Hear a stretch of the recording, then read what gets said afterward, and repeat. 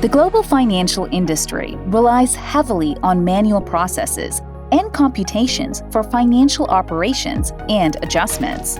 This is a high-risk situation that's repeated thousands of times every day in almost every financial institution.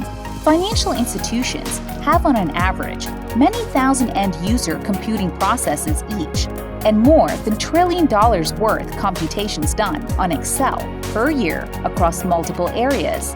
This enterprise-wide end-user computing reality uses spreadsheets, emails, and desktop applications.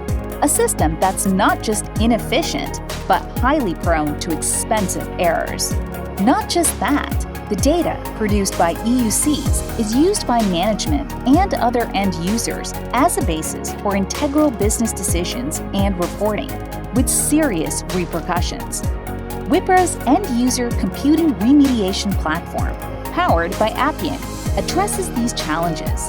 This end-to-end solution connects data and processes across the enterprise and automates the financial processes and operations.